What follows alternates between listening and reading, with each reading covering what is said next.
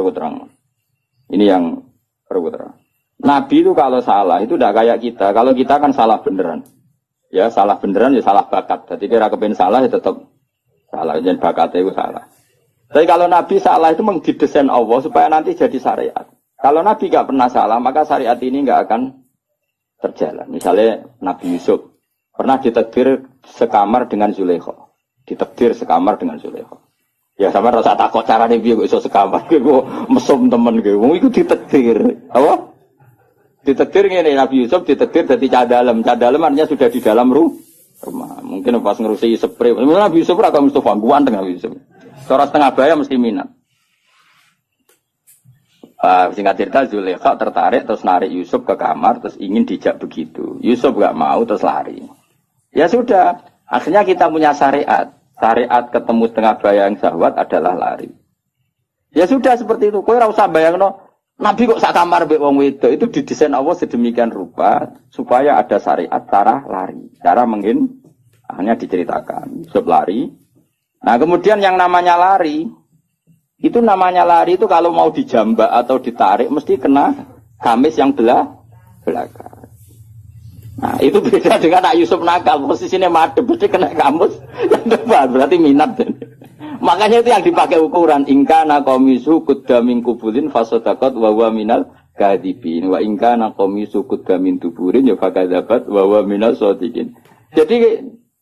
Jadi sebetulnya ilmu reskrim itu ilmu kriminal itu sebenarnya ya ada di Quran. Kalau yang namanya orang lari terus ditarik mesti kena belakang. Berarti bukti Yusuf lari, menghindar. Tapi nak misalnya Yusuf di situ ngapain? Suai. Paham ya? Makanya ilmu kriminal berdasar forensik itu sebetulnya gampang, maksudnya bagi ahlinya gampang. Makanya Nabi di sini senang gojol-gojol Gojoke Nabi ya pinter tadi. Anaknya Nabi Yakub itu pinter kabeh. Ketika sudah menyemplungkan Yusuf dia bahwa ya badil jub, nanti bilang ke bapak bahwa dia dimakan serigala. Nyari hewan, entah hewan apa saja, terus darahnya dilumerkan ke bajunya Yusuf. Ya, terus ayo datang pura-pura nangis. Masukkan wajah ala komisi bidamin gadib. Dan sudah mereka datang isya ayyabkun di waktu sore sambil apa? Menangis. Jadi cara drama wis sempurna. Tapi ketika dia cerita ini Yusuf kita main terlena terus kemudian dimakan apa? Nabi Yakub delok baju ternyata utuh. Jadi Nabi Yakub boleh goceng. Cek berperadabannya serigala itu. Mau makan anak saya aja bajunya dicopotin dulu. Jadi masih betapa berperadabannya. Cek apike akhlake serigala itu maksudnya apa? Ape mangan anakku wae. Kabine dicoplok isih. Terus dari dulur-dulure Yusuf, mau kok lali ra diwek-wek sih. Iya kok iso lali piye. Makanya tadi mitos apa kejahatan tidak ada yang apa? Sempurna. Jadi bajunya kok utuh. Macam dia utuh ora ono serigala. Mulane cek dari Nabi Yakub cek sopane apa? Serigala iku ape mangan apa? Anakku wae kabine dicoplok. Jadi itu bukti. Makanya data forensik itu ya ada di Quran. Yang satu cerita siapa? Yusuf. Yang satu cerita siapa? Yakub. Nah, tapi semua nabi itu didesain salah. Makanya masyhur hadis apa loh hadis ini? Ma kuntu ansa walakin unassa li asunna. Napa? Ma kuntu ansa walakin unassa li asunna.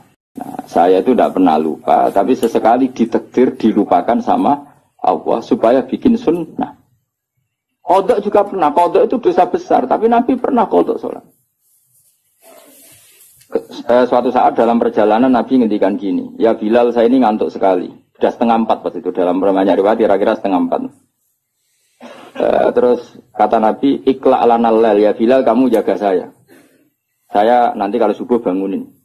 Kata Bilal, ya Rasulullah silakan sare istirahat, kita Bilal yang jaga. Nabi sare betul, terus Bilal tahajud, semua halaman itu tahajud. Setelah tahajud, jadi Nabi ini sare, Bilal tahajud. Ini tahajud terus aku mau luhur. Tahu ada cerita santri ini tahajud, kiai ini turu. Makanya gue Gus Ba kok ora tau tahajud. Aku anut riwayat Nabi sare, Bilal tahajud. Gue ora iso ngaji kok nyoal wong iso ngaji. Mulane seneng kok nyoal wae ngono. Kabeh tareh di hadis-hadis Nabi sare, Bilal. Aku anut iku. Dadi aku turu Mustafa. Wong ganjarane tetep akeh aku. Wong ilmune kok aku kan tentu royalti no.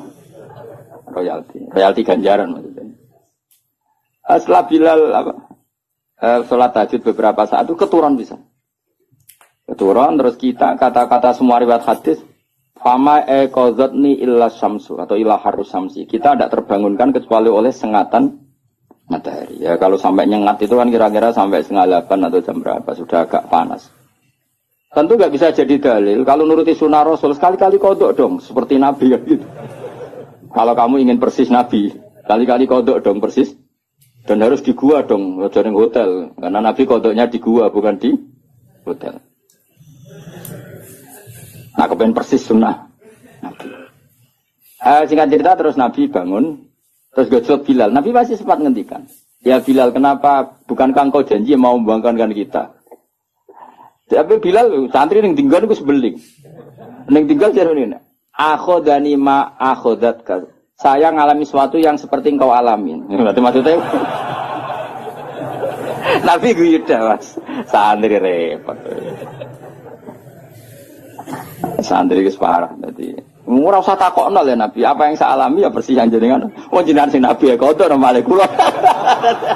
Mulane nek ana santri beling cangkem elek iku biasa wae. Wis kunane kuno ya ngono. Kula sering dibantah Mustofa tapi ora tak guyu ngono. Anggepe Bilal sani no. Bilal. Wong irenge ya padha melarate padha. Suarane ora padha. Bilal suarane apik mos ora koyo kowe elek. Bilal nek sadan wong nangis kabeh. Nangis haru. Kowe adan kan wong nangis kenes ora ono liyane tapi.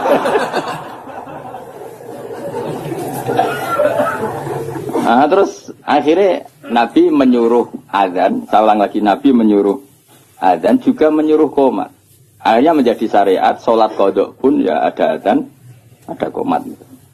Nah misalnya ada riwayat yang nggak usah azan tetap ada qomat. Intinya ada cara untuk melakukan itu.